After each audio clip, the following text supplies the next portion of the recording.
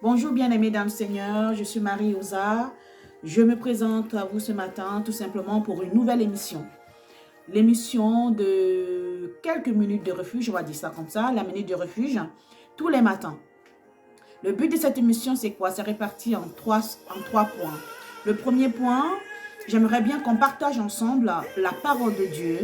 Le deuxième point, qu'on se retrouve pour partager une question de réflexion de ce que nous pouvons vivre ensemble dans la vie quotidienne et aussi des incompréhensions que nous pouvons avoir dans la parole de Dieu. Et également, le troisième point, le point le plus important d'ailleurs, c'est de partager les attributs de Dieu, la nature de Dieu, qui est notre Dieu. La connaissance de Dieu, elle est perpétuelle. On ne cessera jamais de connaître Dieu. Mais le peu que nous avons, nous allons le partager ensemble dans le but de l'édification, dans le but de grandir ensemble. Parce qu'effectivement, on ne peut pas parler d'une personne, on ne peut pas prier une personne, on ne peut pas parler de Dieu sans toutefois le connaître. C'est la base de toute chose. On ne peut pas prier un Dieu qu'on ne connaît pas. On peut parler, la majorité de personnes, certaines personnes peuvent voir Dieu comme un juge. Ils vont se dire, mais si Dieu était là, pourquoi ces choses se passent dans le monde et tout? Oui, ce sont des questions qui sont importantes qu'on peut se poser. Mais j'ai juste envie de dire à quelqu'un que tant qu'on n'a pas justement la connaissance de notre Seigneur, qui il est, notre Dieu, on ne pourra que le voir comme un juge. Oui, Dieu est un juge, d'ailleurs, mais c'est le juste juge, c'est le bon juge. Il ne va jamais nous juger avec des erreurs, avec des partis pris. Non, mais avant même d'aller par rapport à sa justice, il faut connaître une chose, que Dieu est bon. Sa bonté est au-dessus de toute chose. Il a fondé ce monde-ci à base de sa bonté. C'est par amour que toi et moi nous sommes là, mon bien-aimé. C'est pas parce que nous voulons être là, mais c'est l'amour de Dieu qui nous a ramenés sur cette terre. Et c'est parce que la méconnaissance, on dit souvent, mon peuple périt par manque de connaissance, la méconnaissance de la nature de notre Dieu, parfois, nous amène donc dans des questionnements, des lamentations et même de la haine. Parce qu'il y a aussi des gens qui détestent Dieu et parce qu'ils ne le voient pas, ils le détestent. Parce qu'ils ne connaissent pas, ils le détestent. Ou ils ne croient plus tout simplement, non plus de la foi. C'est un peu, je ne juge personne, mais effectivement, avec les circonstances qui peuvent nous arriver, oui, on peut douter à un moment donné de notre vie. Mais il y a quelque chose que j'ai envie de partager ce matin. Avant d'aller en profondeur, cette émission, c'est une nouvelle émission. C'est une émission qui va se faire, comme je disais tout à l'heure, sur 3 points. Dans le premier point, ça sera le lundi, mercredi et vendredi. Le lundi, on partira sur la base de la parole. On va partager un verset ensemble et on va voir le message qu'il y a dans ce verset et on va voir comment on peut l'appliquer dans notre vie. D'accord? Le deuxième point, mercredi, je vous retrouve tous les matins pour une question de réflexion. Une question que vous allez me poser et nous allons pouvoir partager ensemble. Donc, vous aurez mes coordonnées après pour pouvoir poser vos questions par rapport à un thème bien défini que déjà pour un départ, je vais proposer. Et après, si vous avez d'autres thèmes, nous pourrons ensemble choisir des thèmes et après les partager ensemble. Troisième point, je vous invite d'ailleurs même de participer à ces questions de réflexion parce que c'est important. On dit souvent l'ignorance nous fait prendre des décisions, des choix que si nous avons la connaissance, on n'aurait pas pu prendre. D'accord? Je le dis par rapport à ma propre vie d'ailleurs. Le vendredi, nous allons repartir sur un point essentiel de savoir qui est Dieu, ses attributs, quelle est sa nature, qui est le Dieu que nous prions. Parce qu'on peut prier sans toutefois connaître la personne. Mais comment tu peux vraiment prier? Comment tu peux solliciter une personne si tu ne la connais pas? Prends l'exemple de tes amis. Tu as des amis que tu connais qui sont précieux pour toi. Tu sais que quand tu vas les voir, la réponse est oui. Parce que tu la connais cette personne. Il y a aussi d'autres personnes, quand tu vas les voir, tu vas dire non, ça ne sert à rien. Parce que franchement, parce que tu connais cette personne. Alors c'est la même chose. Et nous sommes appelés à aller chercher qui est Dieu avant de savoir, avant de lui demander, Non, cherchons qui il est. Souvent, on cherche, comme la parole de Dieu le dit, on cherche, au lieu de chercher le Créateur, on cherche la créature. C'est-à-dire, on va chercher la main de Dieu, de chercher qui est Dieu, l'auteur de celui qui donne ses œuvres. Voilà, aujourd'hui, ce que j'ai envie de vous dire, sur cette émission, et je bénis Dieu pour African Forum, qui permet que cette émission se mette en place. On va aller étape par étape. Ça ne sera pas ordinaire. Hein. On va faire comme à la maison, pas de protocole. Le but, c'est de porter un message. Le but n'est pas de regarder comment elle est habillée, comment elle fait. Non. Restons focalisés sur le message qui vous sera donné. D'accord? Moi, je vais être enseignée aussi à partir d'un message que je vais recevoir. Mais je prie vraiment que le Saint-Esprit, l'Esprit de Dieu, lui-même rentre en moi et qu'il soit ma bouche. Et qu'il puisse apporter le message afin que chacun de nous puisse prendre ce message et pouvoir que ce message soit vie. Parce que parfois, on reçoit des messages, mais la parole de Dieu n'est pas active. Pourquoi? Parce qu'elle n'est pas vie. Il faut que la parole soit vivante en fait. Quand nous la recevons, qu'elle vive dans nos tripes. Et c'est dans le fait de vivre cette parole, elle devient une révélation pour nous. D'accord? Et je prie vraiment que ce soit ça. Alors je vais prier très rapidement avant de passer sur le premier thème, sur la bonté de Dieu. Seigneur, nous te bénissons. Nous te rendons grâce pour cette opportunité. Père, je prie au nom de Jésus que tu viennes vraiment maintenant par ton esprit prendre le contrôle et déposer les paroles dans ma bouche afin que je puisse les apporter pour ta seule gloire au nom de Jésus. Amen. Alors mes frères et sœurs, on va parler de la bonté de Dieu. Quand on parle de bonté, ça veut dire quoi? La bonté, c'est quoi exactement? La bonté, c'est une nature que nous pouvons avoir. C'est un peu comme une vertu. D'accord? C'est-à-dire, c'est une valeur qu'on a en nous. Et Dieu dit dans sa parole, dans le psaume 89, à partir du verset 15, il vous donne 4 caractéristiques qui sont établies dans son règne. En dehors des autres natures et d'autres attributs, il a donné 4 choses. 1, il nous a donné, il nous dit, la bonté, la fidélité sont devant sa face. 2, la justice et l'équité sont devant sa face. Donc, quand on parle de bonté de Dieu, Dieu nous révèle qu'avant toute chose, il est bon. Non seulement il est bon, mais il est fidèle. Mais c'est parce qu'il est bon et qu'il est fidèle qu'il ne sera pas juste dans toutes les situations. Voilà. Bien, la bonté de Dieu commence dès l'origine. Vous allez me dire, mais comment ça dès l'origine? Si Dieu n'était pas bon dans son amour, il n'aurait pas créé le monde. Il se suffit. Il n'a pas besoin de nous pour faire quoi que ce soit. Mais il a jugé bon que nous soyons sur la terre. Quand vous lisez l'origine, Genèse, vous allez vous rendre compte que Dieu a créé le monde en 6 jours. Au 7e jour, il s'est reposé. Le premier jour, il a créé la lumière. Il a vu qu'il y avait vraiment les ténèbres dans le monde entier. Le ténèbre n'est pas de la nuit. Hein. Il y avait les ténèbres. Et dans ces ténèbres, il a jugé bon qu'il mette la lumière. Il a dit que la lumière soit, la lumière fut. Le deuxième jour, il a créé certainement le ciel et la terre. Il faut regarder comment dirais-je, la Genèse pour voir vraiment. Il a fait la séparation entre ce qu'il y a dans la lumière et les ténèbres. Il a créé aussi, à un moment donné, les lunettes pour éclairer, pour dater les saisons, pour dater les époques. Il a créé les animaux du ciel, les animaux qui volent et les animaux qui sont sur la terre. Il a créé la terre avec toute la production, les fruits, les arbres fruitiers, la semence. Et à un moment donné, au 6e jour, il a créé l'homme. Et je vous rappelle que quand il créait toutes ces choses-là avant, qui étaient des objets, j'ai envie de dire, ce n'était pas encore d'être humain, c'était des objets. Si ces choses-là étaient bons, il disait toujours à chaque fois, à la fin de sa création, Dieu vit que c'était bon. Mais quand il a créé l'être humain, qu'est-ce qu'il a dit à la fin? Il a dit, cela est très bon. Donc j'ai envie de vous dire aujourd'hui, mes frères et sœurs, que sachez que le fait de venir sur cette terre déjà, pour Dieu, vous êtes très bon, vous êtes précieux. Vous êtes précieux. Et parce que vous êtes précieux, il ne veut pas vous voir malheureux. Il ne veut pas vous voir manquer de paix. Et c'est pour cela qu'il dit dans sa parole que son amour, la connaissance de son amour, la révélation de son amour, il est comme, dépasse toute connaissance en fait. Cette révélation de son amour dépasse toute connaissance qu'on peut avoir. Et il nous dit que sa paix est au-dessus de toute intelligence qu'on peut recevoir. Est-ce que vous vous rendez compte en fait? Donc la bonté de Dieu, Cette bonté de Dieu ne dépend pas forcément de ce que nous pouvons vivre. Parce que parfois, nous vivons des situations et on nous dit, est-ce que Dieu est bon? Mais Dieu n'est pas bon par rapport à ce que tu es ou ce que tu vis. Dieu, la bonté, c'est sa nature. Et maintenant, les personnes qui ont compris que Dieu est bon, quel que soit ce qu'ils vivent, c'est ceux-là qui vont pouvoir vraiment vivre ce que Dieu est. Parce que le but est de savoir qui est Dieu. Quel que soit ce que je vis, qui est-il? Si tu connais qui est Dieu, pas les œuvres, parce qu'on connaît tous les œuvres, il est puissant et tout ça, ce n'est pas ça. Il vous parle de sa nature, qui il est, sa valeur intrinsèque, il est bon, il est plein d'amour.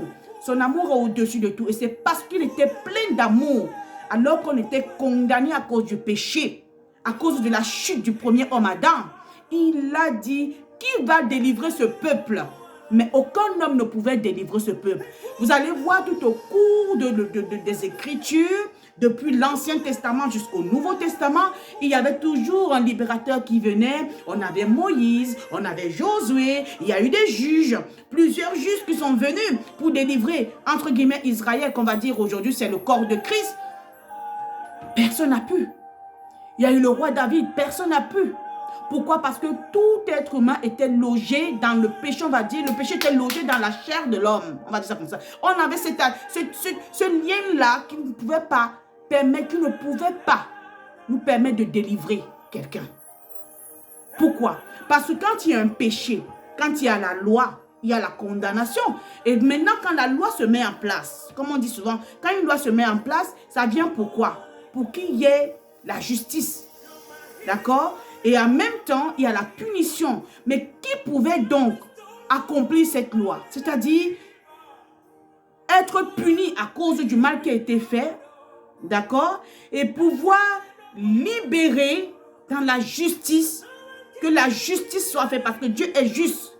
S'il ne faisait pas passer une personne qui pouvait faire les deux éléments, les exigences de la loi, il n'aurait pas été juste. D'accord?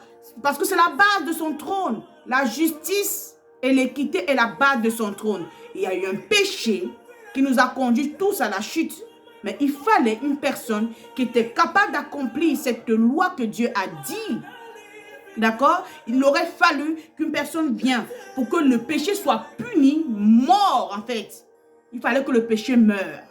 Et mourir, c'était quoi? Donner sa vie. Aucun homme ne pouvait donner sa vie parce que le péché était logé dans la chair de la personne.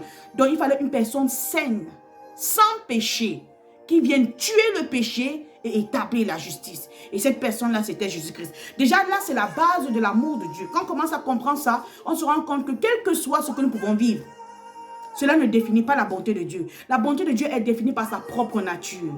Et maintenant, quel que soit ce que nous pouvons vivre dans notre vie personnelle, nous devons toujours croire que toute chose concourt au bien de ceux qui aiment Dieu et qui le craignent. Donc si toi, tu es déjà conscient de ça, que ta situation dans laquelle tu es en train de vivre, Dieu est là, même si tu ne le vois pas, et que la finalité sera ce que lui, il a dit. J'ai souvent tendance à dire, je ne crois pas ce que je vois, mais je vois ce que je crois. Qu'est-ce que je vois? Je vois ce que Dieu a dit à mon sujet. Tu es une créature merveilleuse. Et parce que tu es une créature merveilleuse, tu es la prunelle de ses yeux. Ça, il faut déjà commencer à le croire, l'accepter déjà en fait. Savoir que tu n'es pas défini par les circonstances qui t'arrivent, mais tu es défini par l'amour de Dieu pour toi. Donc si cet amour de Dieu est déjà rempli dans ton cœur, tu sais que, quel que soit ce que tu vis, Dieu est là, il t'aime. Il t'aime, il ne cessera de t'aimer. De ne pas accepter ces pensées qui vont te dire le contraire, que cette situation t'arrive parce que tu as péché. Non, ça n'a rien à voir. Dieu est bon et il t'aime, malgré ton péché. Mais bien sûr, il y a cette parole qui nous dit que l'amour de Dieu, la conscience de l'amour de Dieu en nous, nous ramène à la repentance. Est-ce qu'on comprend cela? Je vais vous donner quelques versets là à la fin pour que chacun puisse comprendre un peu et aller méditer ces versets, que Dieu est bon et sa bonté pour toi quand tu as la révélation te ramène à lui faire plaisir. Ok? Donc voilà, je voulais vraiment partager ce point sur la bonté de Dieu. Tes circonstances, mon frère, ma soeur, ne mettent pas la bonté de Dieu, ne fais pas taire la bonté de Dieu. Dieu est bon. Et en croyant qu'il est bon, Il veut que tu sois heureux, que tu aies la paix et que cette paix surpasse toute intelligence, que tu la reçoives dans ton cœur. À chaque fois que Jésus venait voir des personnes, il disait toujours que la paix soit avec vous. Lui-même dit dans sa parole, dans Philippiens 4, qu'il connaît nos besoins. Venons lui exposer nos besoins. Mais la première des choses qu'il te dit, il ne te dit pas qu'il va te résoudre ses besoins dans l'immédiat. Il va d'abord te donner quoi? La paix. La paix. Parce que c'est la paix du cœur qui te permet de rester calme et d'être conscient que tu as un Père, tu as un Dieu qui vit et qui est capable de changer les situations. Les gens d'avant, dans l'Ancien Testament, tous ces personnages, vous croyez qu'ils étaient différents de nous? Non. C'est vrai qu'aujourd'hui, nos circonstances, nos vies, aujourd'hui, l'évolution a tellement fait qu'il y a beaucoup de distractions. Mais ces personnes n'étaient pas différentes de nous. Moïse adorait d'autres dieux. Il ne connaissait pas le Dieu d'Abraham, il adorait d'autres dieux. Hein? On a regardez la vie de David, c'était un pécheur, il a fait tous les péchés que nous faisons ici. Il a tué, il a couché avec les femmes d'autrui, il a fait des... Mais pourquoi Dieu dit qu'il est l'homme selon son cœur? Parce que David avait confiance en Dieu. Il savait quel est le Dieu qu'il sert. Il savait que ce père-là est un bon papa. Quel que soit ce qu'il fait, il l'aimera toujours. Et c'est ça que Dieu cherche pour chacun d'entre nous. Est-ce que nous sommes conscients que Dieu est bon? Est-ce que nous sommes conscients que Dieu nous aime? Oui, on peut être conscient. Est-ce que nous acceptons cet amour? Parce que c'est aussi ça. Si nous n'acceptons pas l'amour de Dieu, on ne peut pas vivre l'amour de Dieu. Parce qu'on sera toujours en train de vouloir faire des choses par nous-mêmes, vouloir démontrer nos forces. Mais sauf que si tu fais par ta propre force, tu te fatigues. Tu te fatigues. Alors aujourd'hui, vraiment, j'ai envie d'encourager quelqu'un et de dire à quelqu'un que n'abandonne pas. N'abandonne rien.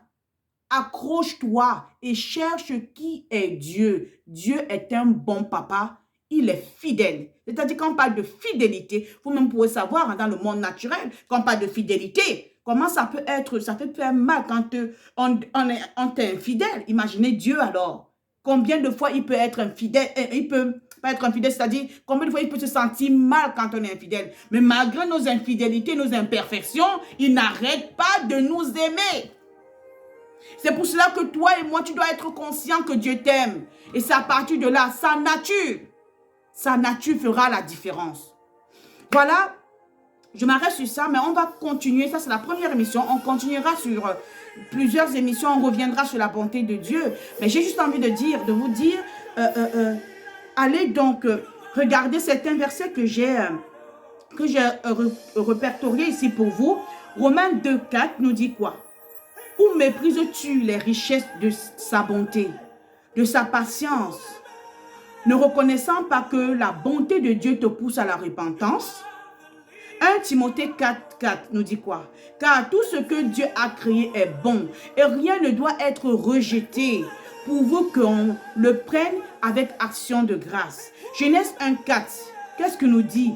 Dieu dans sa bonté, il a vu les ténèbres, mais il a ramené la lumière. Et cette lumière-là est en toi et en moi. Mais il faut l'accepter déjà. Il faut l'accepter. Il faut être conscient de qui est le Seigneur. Après, vous avez le psaume 145, verset 9, qui dit « L'Éternel est bon envers tous. » Il n'y a pas d'exception. Il n'y a pas une catégorie de personnes que Dieu aime. Sinon, il ne ferait pas la lumière pour tout le monde, il ne ferait pas le soleil pour tout le monde. Dieu aime tout le monde.